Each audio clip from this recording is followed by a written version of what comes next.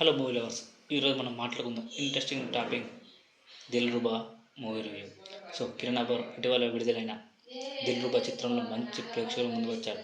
ఈ చిత్రం కిరణ్ అబ్బవరం యొక్క మునుపటి చిత్రం కాకంటే ముందే ప్రారంభమైంది. కానీ కొన్ని మార్పుల వల్ల మరియు రిపేర్ల వల్ల ఇప్పుడు ప్రేక్షకుల ముందు వచ్చింది. ఈ చిత్రం ఎలా ఉందో ఒకసారి చూద్దాం. సిద్ధార్థ్ రెడ్డి అలియా సిద్ధు కిరణ్ అబ్బవర్ అనే యువకుడు సాధారణ పదాలను థ్యాంక్స్ వంటి పదాలను ఎక్కువ విలువిస్తాడు.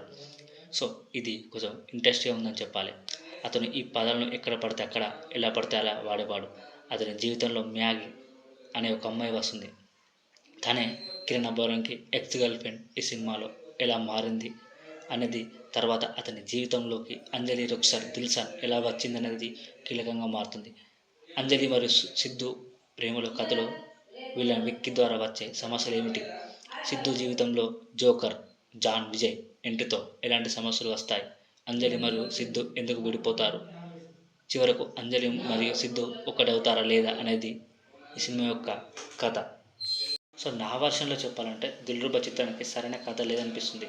కథ పాయింట్ వరకు బాగానే ఉన్న దాన్ని తెరపై ఆసక్తికరంగా అందరినీ ఆకట్టుకునేలా ఎంటర్టైన్ చేసేలా తెరకెక్కించడంలో కొంచెం తడబడినట్టు అనిపిస్తుంది. ప్రేమ కథను 2.5 గంటలు చూపించడం అంటే మామూలు విషయం కాదు. ఏదైనా బలమైన సంఘర్షణ కానీ, హీరోల మధ్య కెమిస్ట్రీ కానీ, క్యారెక్టరైజేషన్ కానీ, ఫన్ కానీ, ఎమోషన్ కానీ అలా చాలామంది కనెక్ట్ అవ్వాలి.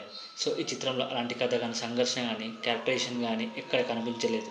అజ్జురెడ్డి చిత్రంలో కొన్ని లవ్ స్టోరీలు చూసుకుంటే అజ్జురెడ్డి, ఆర్ఎక్స్100, ఫిదా ఇలా పాత్రలను ప్రేక్షకులు ఎంతో కనెక్ట్ అయ్యాయి. కానీ ఇక్కడ అలాంటి కనెక్షన్ లేదు.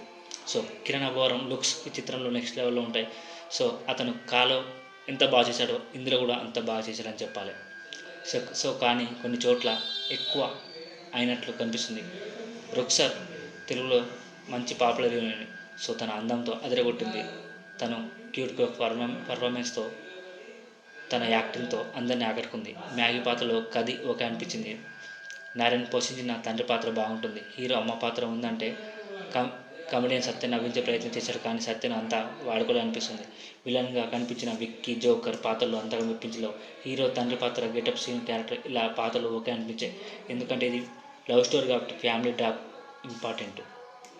అది సరిగ్గా వర్కౌట్ కాలేదని చెప్పాలి. టెక్నికల్గా చెప్పాలంటే టెక్నికల్గా చూసుకుంటే దిల్రుబా మెప్పించే ఛాన్స్ ఉంది. విజువల్ అందంగా ఉన్నాయి. కెమెరా వర్క్ చాలా రిచ్గా ఉంది.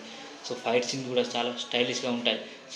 నిజంగా ఓ ప్రెస్ మీట్లో చెప్పినట్టు ఫైట్స్ కూడా చాలా అద్భుతంగా చేశారు.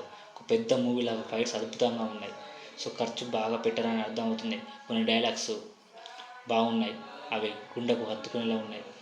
కానీ దానికి తగ్గ బలమైన కథ, ఎమోషన్ మిస్ అయ్యి అనిపిస్తుంది. అక్కడ దిల్ లేని రూబాగా మారిపోతుంది అనిపిస్తుంది. ఎందుకంటే ఏ సినిమాని తీసుకోండి కనెక్ట్ అవ్వాలి. Emotion is important. అది కామెడీ వేలో చెప్పిన, సీరియస్ వేలో చెప్పిన, ఫ్యాంటసీ, బాహుబలి కానీ, త్రిబుల్ కానీ, ఏది ఫ్రెండ్స్, అమ్మ నాన్న ఏదైనా కానీ ఎమోషన్ ఇంపార్టెంట్. ఆ ఎమోషనే కొంచెం మారింది.